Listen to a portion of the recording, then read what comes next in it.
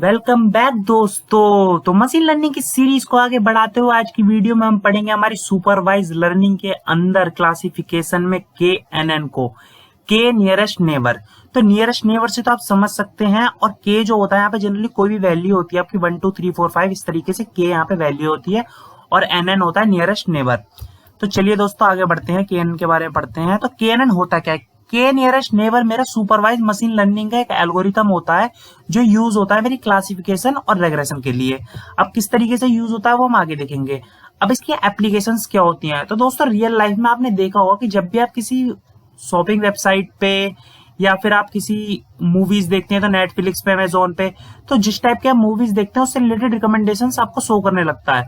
For example मैं किसी shopping website पे गया हूं और मुझे वहां पे जाके कोई मोबाइल परचेज करना है, तो मैं जो मोबाइल परचेज करूंगा उससे रिलेटेड, उस रेंज से रिलेटेड मेरे लिए जो बेस्ट रिकमेंडेड मोबाइल फोन होंगे वो मुझे शो करने लगेगा।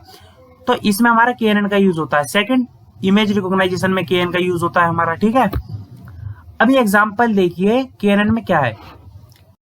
तो अब यहाँ पे देखिए दोस्तों, इसमें है क्या कि ये मेरी दो कैटेगरिकल वैल्यूज हैं। ठीक है, जिसमें क्लास बी है जिसके अंदर मेरे ट्राइंगल हैं, क्लास ए है जिसके अंदर मेरे स्टार हैं। सडनली मैं यहाँ पे एक वैल्यू इंसर्ट कर देता हूँ। ठीक है, अब मेरे को ये कैसे पता चलेगा कि जो मैंने वैल्यू इंसर्ट करी है वो मेरी क्लास ए से बिलोंग करती है, क्लास बी से बिलोंग करती है?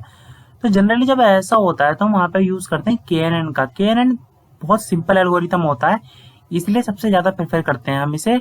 और अगर जैसे मेरी के की वैल्यू 3 है तो ट्राइंगल बिलोंग करेगा मेरा क्लास बी से। क्लास बी से बिलोंग क्यों करेगा? बिकॉज मैं देख सकता हूँ कि यहाँ पे मेजोरिटी ऑफ वैल्यू जो है वो क्लास बी की है। और जब 7 है तो बिलोंग करेगा क्लास ए से। क्यों? क्योंकि बाहर वाले सर्कल में देख सकता हूँ मैं मेजोरिटी ऑफ वैल्यू मेरी कितनी है, 4 है क्लास ए की।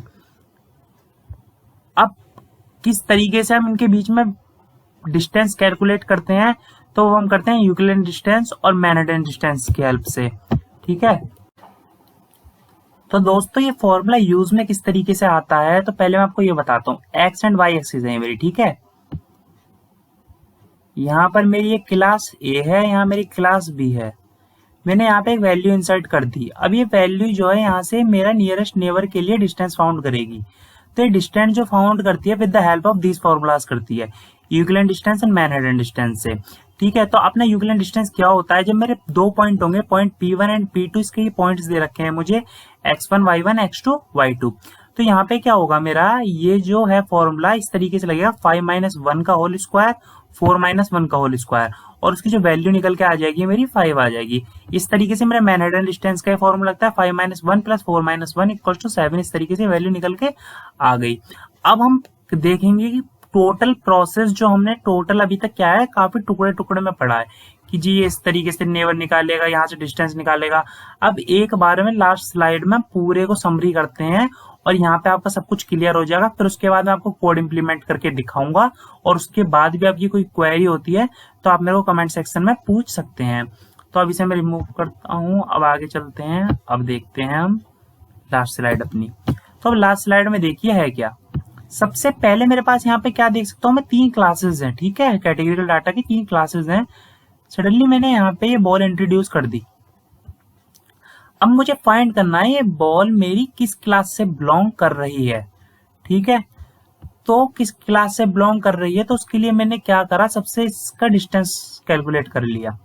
ठीक है, डिस्टेंस कैसे कैलकुलेट करते हैं पिछली स्लाइड में देखा था। उसके बाद मैंने देखा फर्स्ट नियरेस्ट नेबर था मेरा येलो पॉइंट्स का, सेकंड नियरेस्ट नेबर भी था मेरा येलो पॉइंट्स का, थर्ड नियरेस्ट नेबर भी था ग्रीन का, और फोर्थ था मेरा इसका। तो अब क्या हुआ, find the nearest neighbour by ranking points by increasing distance. तो नियरेस्ट नेबर हमने फाइंड कर लिया, रैंकिंग पॉइंट निकाल ली उसकी जो छोटे से बड़े की तरफ। ठीक है, उसके बाद क्या करा हमने, फिर जो सबसे ज्यादा क्लोज थे डाटा स्पेस में, सबसे ज्यादा क्लोज क्या थी हमारी, येलो बॉल्स थी। येलो बॉल्स की 2 बॉल्स थी। तो इस तरीके से हमने क्या करा, यहाँ से 2 बॉल्स थी तो येलो के सामने लिख दिया 2, और ग्रीन के सामने लिख दिया 1, और इसके सामने लिख दिया रेड के सामने 1। फिर उसके बाद क्या हुआ, क्लास मेरी येलो जो है वो जीत गई। क्यों? जो पॉइंट था therefore predicted to be class yellow, क्योंकि येलो जो है मेजोरिटी येलो की सबसे ज्यादा थी वहां पे, और डिस्टेंस भी सबसे ज्यादा कम किसका था, हमारा येलो का। तो ये जो मैंने पॉइंट इंट्रोड्यूस करा था वो बिलोंग करेगा मेरा येलो क्लास से। तो इस तरीके से फिर क्या होता है, vote on the predicted class level based on the classes of K nearest neighbour, here the labels were predicted based on the K equals to 3 nearest neighbour. तो 3 नियरेस्ट नेबर के बेसिस पर हमने यहाँ पे ये फाइंड कर लिया कि हमारी जो बॉल्स थी वो बिलोंग करेगी किस क्लास से हमारी। तो दोस्तों इस तरीके से पूरा प्रोसेस होता है। अब इसे हम कोडिंग के वे में देखेंगे, तो मैं अपनी जुपिटर नोटबुक में आपको इसकी कोडिंग परफॉर्म करके दिखाऊंगा। और इसमें मेरा जो स्टार्ट्स एड्स वाला डेटा सेट था, ठीक है, उसे ही मैं लूंगा जिसमें 0 और 1 की वैल्यूज थी। ठीक है, तो चलिए कोडिंग करते हैं। तो दोस्तों हमने अपनी KNN की थ्योरी देख ली थी। अब मैंने जुपिटर नोटबुक खोल लिया है, हम कोड को इम्प्लीमेंट करेंगे। तो कोड को इम्प्लीमेंट जो मैं करूंगा, ऑलमोस्ट का कोड वही होता है जो मैं लॉजिस्टिक रिग्रेशन में पढ़ा था, बस जहां पे हम ट्रेन करते हैं वहां पे हम के नियरेस्ट नेबर को पास करते हैं और उसके अंदर मैट्रिक्स को। ठीक है, तो अब मैं क्या क्या करूंगा यहाँ पे स्टेप आपको फिर से एक बार याद दिला देता हूँ। सबसे पहले इंपोर्ट करूंगा हमारी लाइब्रेरीज को, फिर उन्हें इंडिपेंडेंट डिपेंडेंट वेरिएबल में स्प्लिट करूंगा, फिर उसके बाद में उन्हें ट्रेनिंग और टेस्टिंग डाटा सेट में स्प्लिट करूंगा, फिर उसके बाद में उन पर फीचर स्केलिंग परफॉर्म करूंगा, फिर मैं उसे ट्रेन करूंगा, फिर ट्रेन करने के बाद मैं उसे प्रेडिक्ट करूंगा, प्रेडिक्ट करने के बाद टेस्ट करके देखेंगे, फिर हमारी कंफ्यूजन मैट्रिक्स बनाएंगे हम। कंफ्यूजन मैट्रिक्स बनाने के बाद हम करेंगे वहां पर हमारा डाटा विजुअलाइजेशन ट्रेनिंग के लिए और फिर करेंगे डाटा विजुअलाइजेशन टेस्ट के लिए। तो दोस्तों ये स्टेप परफॉर्म करेंगे हम यहाँ पे। तो सबसे पहला काम जो है मेरा लाइब्रेरीज को इंपोर्ट करना है, तो मैं अपनी लाइब्रेरीज को इंपोर्ट कर लेता हूँ यहाँ पे। तो मैं करता हूँ इंपोर्ट pandas std, फिर करता हूँ इंपोर्ट numpy as np, फिर इंपोर्ट करता हूँ मैं matplotlib .pyplot को splt। अभी एग्जीक्यूट करता हूँ इन्हें। अब मैं डाटा सेट को लोड कर लेता हूँ। तो दोस्तों वही डाटा सेट लिया है मैंने यहाँ पे भी, एड्स वाला, तो इसे लोड कर लिया है मैंने। तो सबसे पहले करने के बाद यहाँ पे ये दोनों है मेरे इंडिपेंडेंट वेरिएबल, परचेज है मेरे यहाँ पे डिपेंडेंट वेरिएबल। तो मुझे क्या करना है, इन्हें डिपेंडेंट और इंडिपेंडेंट वेरिएबल में स्प्लिट कर लेना है। तो हम कैसे करते थे, तो वो करके दिखाता हूँ मैं आपको iLog का यूज करके। तो x इक्वल्स टू में df.ilog, ये हमारा रो के लिए होता है जब कॉलम वाले में देखिए लास्ट के कॉलम में से हमें -1 की वैल्यू चाहिए। ठीक है, इसका मतलब क्या है, ये रेंज की तरह काम करता है कि -1 वाले को छोड़ के जो कॉर्नर का है बाकी सब मुझे दे दो। तो बाकी सब में जो बाकी के हमारे इंडिपेंडेंट वेरिएबल में प्रिंट होके आ जाएंगे। डॉट वैल्यूज का यूज मैं इसलिए करूंगा क्योंकि मेरे को ये एरे की फॉर्म में प्रिंट करवाना है। इस तरीके से वाई ले लेता हूं मैं। तो df.ilog, इसमें हमें लास्ट वाली चाहिए तो सीधा हमने लास्ट वाला लिख दिया। फिर डॉट वैल्यूज का यूज करते हैं और इसे एग्जीक्यूट कर देता हूं मैं। ठीक है, तो इसे प्रिंट करा के दिखा देता हूं आपको एक बार। ये देखिए यहाँ पे आ गई है मेरी एज और उसके साथ आ गई सैलरी। अब वाई प्रिंट कराता हूँ जिसमें मेरे परचेज को शो करेगा वो। तो देखिए मेरा परचेज को शो कर रहा है यहाँ पे। अब इतना होने के बाद क्या करना है दोस्तों, हमें स्प्लिट करना है इसे किसमें, ट्रेनिंग और टेस्टिंग डाटा सेट में। तो क्या करता हूं मैं, सबसे पहले मुझे scikit-learn डॉट मॉडल सिलेक्शन से इंपोर्ट करना होगा इसे ट्रेनिंग टेस्ट स्प्लिट को, ट्रेन टेस्ट स्प्लिट। इंपोर्ट करने के बाद हम क्या करेंगे, 4 वेरिएबल बनाते हैं, xtrain, ytrain। हम ट्रेन टेस्ट स्प्लिट क्यों करते हैं, ताकि हम मॉडल में एक्यूरेसी को चेक कर सकें कि कितनी हमारी आ रही है अपने ही वैल्यूज को देके। मैंने अच्छे से एक वीडियो में समझाया था, पर्टिकुलर वीडियो बना रखी है इसके ऊपर। फिर क्या करते हैं, ytrain और ytest। अब इसके अंदर देता हूँ ट्रेन टेस्ट स्प्लिट और सबसे पहले क्या देंगे हम, इंडिपेंडेंट वेरिएबल, डिपेंडेंट वेरिएबल। उसके बाद क्या देंगे हम, टेस्ट साइज दे देंगे। यानी कि मेरा साइज जो है इसका डाटा सेट का 400 है, तो उसमें से मैं 100 वैल्यूज को 0.25 करके देना चाहता हूँ टेस्ट के लिए। ठीक है, उसके बाद रैंडम स्टेट को दूंगा ताकि मेरा और आपका आउटपुट सेम आए, मेरा और आपका आउटपुट सेम आए। और रैंडम स्टेट से क्या होता है, अगर रैंडम स्टेट हम नहीं देते तो जितनी बार हम प्रिंट करते हैं उतनी बार वैल्यू हमारी सफल करती रहती है। ठीक है, तो इतना होने के बाद इसे भी एग्जीक्यूट कर लिया मैंने। अब मैं चारों को एक बार प्रिंट करा देता हूँ। तो प्रिंट करवाता हूँ सबसे पहले xtrain को, ये xtrain आगे प्रिंट होके प्रिंट करवाता हूँ हमारे xtest को। टेस्ट में जो हमारी इंडिपेंडेंट वेरिएबल की वैल्यू हुई है, तो ये वो आ गई प्रिंट होके। अब प्रिंट करा लेते हैं हम वाई ट्रेन को।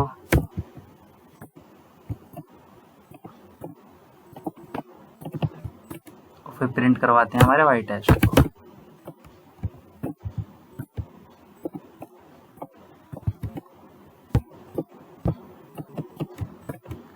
तो दोस्तों इतना काम हमारा हो गया, हमने डाटा को टेस्ट और ट्रेन उसमें स्प्लिट भी कर लिया। अब हमें करना क्या है आगे, हम परफॉर्म करेंगे हमारे फीचर स्केल को। तो फीचर स्केल मैं फीचर स्केल परफॉर्म करने के लिए सबसे पहले क्या करूंगा, from scikit-learn dot pre processing से इंपोर्ट कर लूंगा हमारे स्टैंडर्ड स्केलर को, जो हम इंडिपेंडेंट वेरिएबल देंगे उसे -2 से +2 की रेंज में स्प्लिट कर देगा। तो अब एससी के अंदर पास करता हूँ स्टैंडर्ड स्केलर को। अब मेरा अगला काम क्या होगा, यहाँ पे एक्सट्रेन को देना है। एक्सट्रेन के लिए क्या करना है, मुझे फिट ट्रांसफॉर्म करना है। फिट ट्रांसफॉर्म मतलब फीचर स्केल परफॉर्म करना है। तो मैं क्या करूंगा, sc डॉट फिट ट्रांसफॉर्म का यूज करके फीचर स्केल उस पर परफॉर्म कर दूंगा, ठीक है। और फीचर स्केल परफॉर्म करने के बाद वो मुझे दोनों पे परफॉर्म करूंगा तो मुझे एक रेंज में स्प्लिट होके मिल जाएंगे। अब मैं क्या करता हूँ, एक्स टेस्ट पे परफॉर्म करता हूँ। तो X test sc dot fit transform, अब इसके अंदर पास करूंगा मैं एक्स टेस्ट को। ये दोनों मैंने कर दिए। अभी मुझे फीचर स्केल होके मिल जाएंगे, चाहे मैं एक को एग्जीक्यूट करा के दिखा देता हूँ आपको। फीचर स्केल हम परफॉर्म क्यों करते हैं, क्योंकि दोनों के बीच में बहुत ज्यादा डिफरेंस है हमारे इंडिपेंडेंट वेरिएबल के, ठीक है। अब क्या करना है, मुझे अपने मॉडल को ट्रेन करना है। तो ट्रेन करने के लिए मैं scikit-learn से इंपोर्ट करूंगा, ठीक है, scikit-learn डॉट नेबर, फिर इंपोर्ट करूंगा मैं किसको, के नियरेस्ट नेबर की क्लासीफायर को, तो के नेबर क्लासीफायर को। तो डॉट नेबर्स, अब मैं इंपोर्ट करता हूँ के नेबर्स क्लासीफायर को। अब मैं इसे एक वेरिएबल में पास कर देता हूँ क्लासीफायर बना के। तो क्लासीफायर बनाता हूँ मैं यहाँ पे एक क्लासीफायर, और इसके अंदर मैं क्या देता हूँ, के नेबर्स। अब इसके अंदर हम आर्ग्यूमेंट पास कर सकते हैं। शिफ्ट प्लस टैब दबा के देख लीजिए क्या क्या आप दे सकते हैं। तो मैं इसके अंदर क्या क्या यूज करूंगा, एन नंबर्स, ये हमारे नंबर ऑफ नेबर्स बताता है, ठीक है। तो ये इससे पास करूंगा मैं कि कितने नंबर ऑफ हमारे नेबर्स हैं। सेकंड में पास करूंगा इसके अंदर पी की वैल्यू। पी हमारा यूज होता है पी इक्वल टू 2, ये एक तरीके से डिस्टेंस के लिए हमारा यूज होता है यूक्लिडियन डिस्टेंस में। और मैट्रिक जो होती है मिनकॉस्की, वो हमारी यूज होती है यूक्लिडियन डिस्टेंस का फॉर्मूला लगाने के लिए, जिससे हमारा डिस्टेंस कैलकुलेट होता है, ठीक है। तो अब इन सबको मैं पास करता हूँ।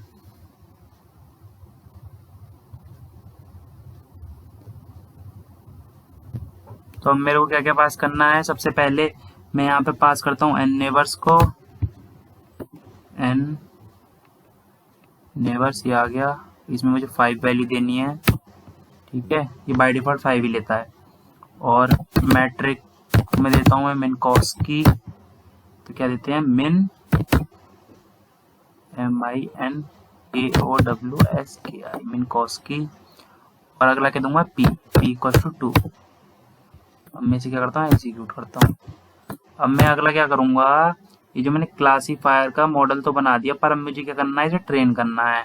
तो मैं क्लासीफायर डॉट फिट का यूज करके इसे ट्रेन करूंगा अपने ट्रेनिंग डाटा सेट को पास करके। तो क्लासीफायर डॉट फिट, और इसके अंदर पास करता हूँ मैं एक्स ट्रेन को और वाई ट्रेन को। अब यहाँ तक तो हो गया दोस्तों। अब क्या करेंगे, हम अपने रिजल्ट को प्रेडिक्ट करके देखेंगे। तो उसके लिए क्या करूंगा, मैं क्लासीफायर डॉट प्रेडिक्ट का यूज करूंगा, ठीक है। तो क्लासीफायर डॉट प्रेडिक्ट, और अब मैं क्या करता हूँ, यहाँ पे मैं उस वैल्यूज को पास करता हूँ जिनके लिए मैं चेक करना चाहता हूँ, ठीक है। तो सबसे पहले मैं आपको ऊपर जाके कुछ वैल्यूज दिखा देता हूँ, तो वहीं से एक बार चेक करेंगे हम देख के। चलो सबसे पहले हम चेक करते हैं कि 49 जब उसकी एज है और इतनी उसकी सैलरी है, तो क्या उसका आउटपुट यही आ रहा है, ठीक है। तो सबसे पहले इसे पास करेंगे 49,000 30,000 वाले को, ठीक है। तो अब चलिए पास करते हैं। तो अब मैं डबल इसके लिए इसलिए लूंगा क्योंकि 2 डायमेंशनल एरे है। तो यहाँ मुझे पास करना है 49 और सैलरी कितनी है 36,000। अब दोस्तों यहाँ पे वेट अ मिनट, पॉज कर लो वीडियो को और सोचो क्या मैंने इतना लिखा है ये सही है या मुझे कुछ और भी करना है। तो मैं आपको जवाब देता हूँ इस चीज का। आपको यहाँ पे एससी डॉट ट्रांसफॉर्म लिखना पड़ेगा, क्योंकि आपने ऊपर फीचर स्केल करके उसे ओरिजिनल फॉर्म से किसी पर्टिकुलर रेंज में स्प्लिट कर लिया था, तो आपको सिर्फ वापस ओरिजिनल फॉर्म में लाने के लिए ट्रांसफॉर्म का यूज करना पड़ेगा। अब इसे मैंने एग्जीक्यूट किया तो इसने मुझे आउटपुट दे दिया 1, और ऊपर हम देख सकते हैं क्या है आउटपुट,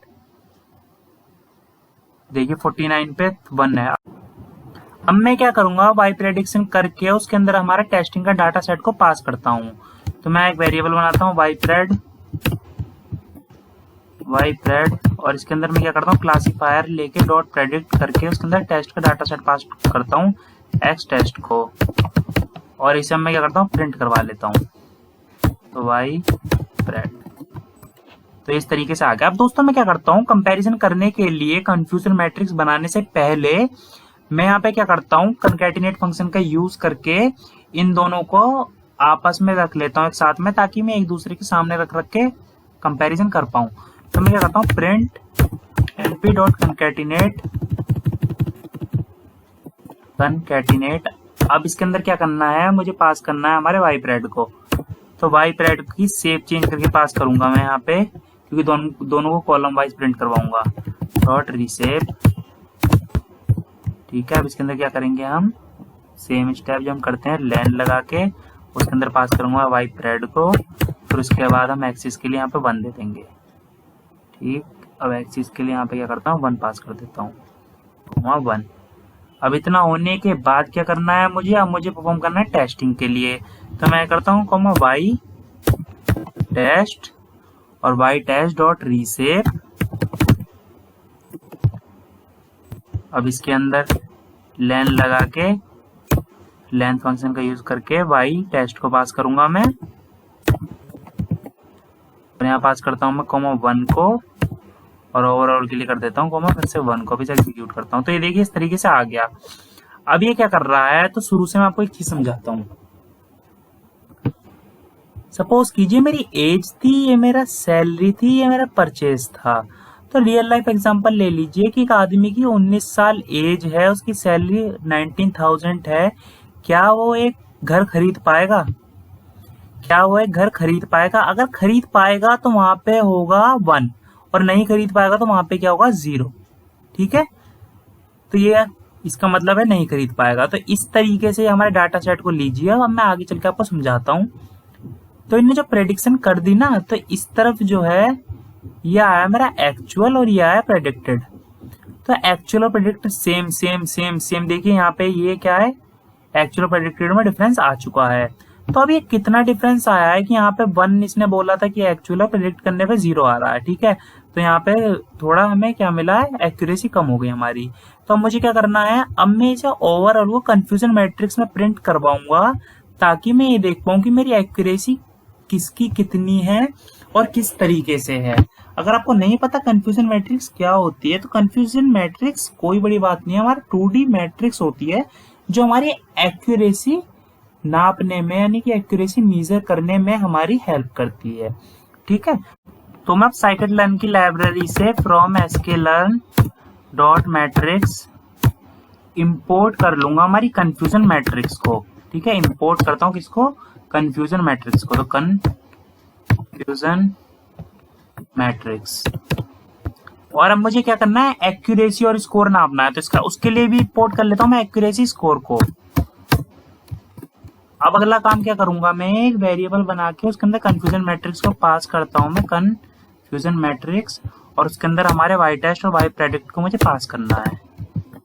ठीक है, एक्यूरेसी नापनी है। अब मैं आपको दिखाऊंगा, जब आउटपुट आएगा तो आप अच्छे से समझ जाएंगे मेरा कहने का क्या मतलब था और क्या है। और जिसने मेरी पिछली वीडियो देखी है लॉजिस्टिक रिग्रेशन वाली, उसे तो सारे स्टेप पहले ही समझ में आ रहे होंगे। तो मैं क्या करता हूँ, प्रिंट कर लेता हूँ CM को।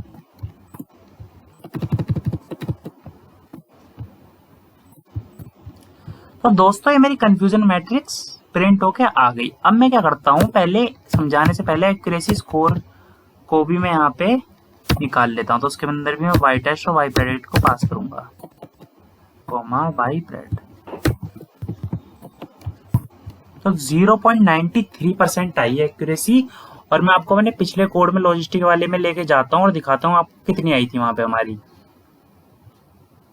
तो वहां पे हमारी 0.89 आई थी एक्यूरेसी, यानी कि यहाँ पे हमारी एक्यूरेसी इंक्रीज हो गई है KNN में as compare to logistic regression वाले में।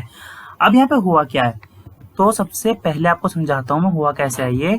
तो ये जो 64 दिख रहा है यहाँ पे, ये 64 दिखा रहा है आपको करेक्ट प्रेडिक्शन हुई है हमारी क्लास 0 की तरफ से, यानी कि 0 और 1 क्लास थी, तो क्लास 0 की तरफ से 64 करेक्ट प्रेडिक्शन हुई है, और 29 करेक्ट प्रेडिक्शन हुई है हमारी क्लास 1 की तरफ से, और 4 रॉन्ग प्रेडिक्शन हुई है हमारी क्लास 1 की तरफ से, और 3 रॉन्ग प्रेडिक्शन हुई है हमारी क्लास 0 की तरफ से।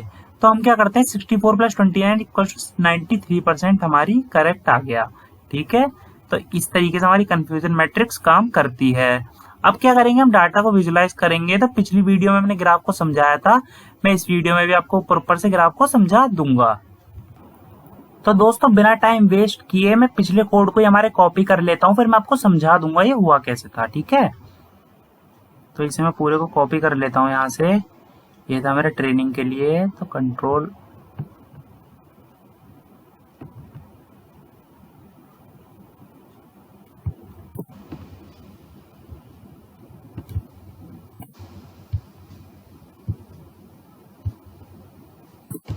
तो इसे एग्जीक्यूट कर दिया है मैंने। अब दोस्तों होता क्या है इसमें मैं आपको दिखाता हूँ। सबसे पहले मैंने लिस्टेड कलर मैप को इसलिए यूज करा क्योंकि जब में इसमें क्या होता है, 2 पार्ट में स्प्लिट होता है हमारा ग्राफ। तो जब मैं दोनों पार्ट में स्प्लिट करने के बाद चाहूंगा कि मेरे लेफ्ट में एक कलर है, राइट में कलर है, तो वो हम करते हैं लिस्टेड कलर मैप के यूज से। दूसरा स्टेप, यहाँ पे मैंने फिगर साइज दे दिया फिगर को बड़ा करने के लिए, और मैंने एक्स सेट वाई सेट दे दिया रिप्रेजेंट करने के लिए एक्स ट्रेन और वाई ट्रेन को, ताकि इन पे कोई इफेक्ट ना आए। अब मैच ग्रिड का यूज करते हैं हम एक रेक्टेंगुलर मैच ग्रिड बनाने के लिए। वो किस तरीके से काम करती है उसकी एक फोटो होगी गूगल पे, आप देख लीजिएगा। अब np.arange का यूज करके हमने अपने 0 इंडेक्स वाले को पास कर दिया। अब 0 इंडेक्स वाले में जब हमने 0 इंडेक्स दिया उसका, तो मिनिमम में से -1 वैल्यू इसलिए करी थी क्योंकि फीचर स्केल के बाद उसकी मिनिमम वैल्यू थी -2।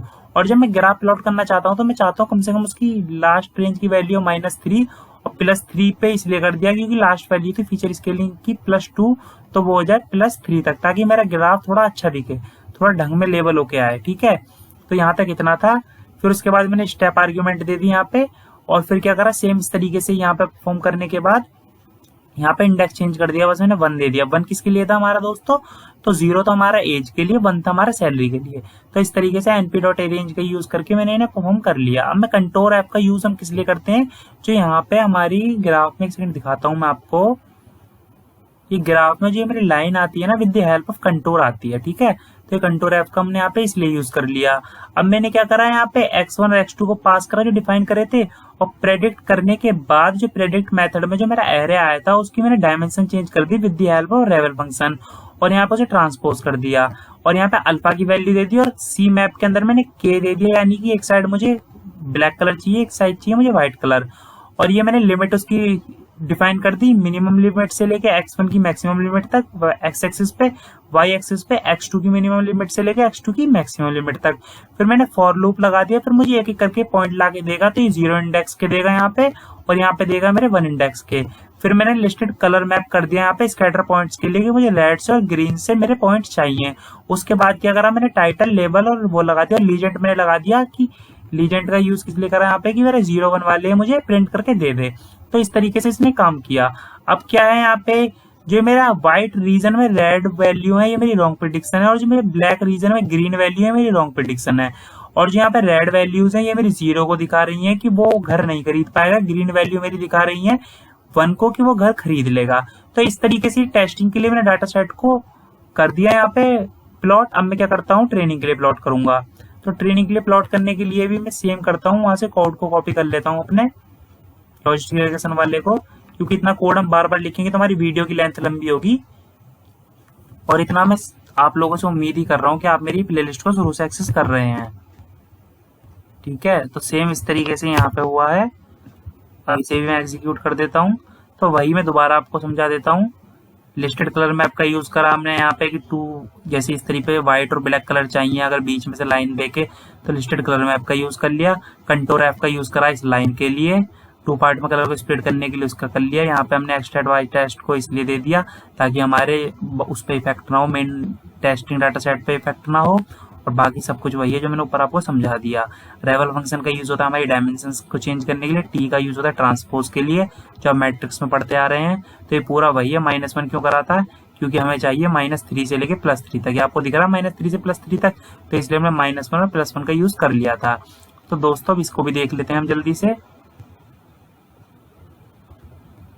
तो ये मेरा आ गया है ग्राफ बन के।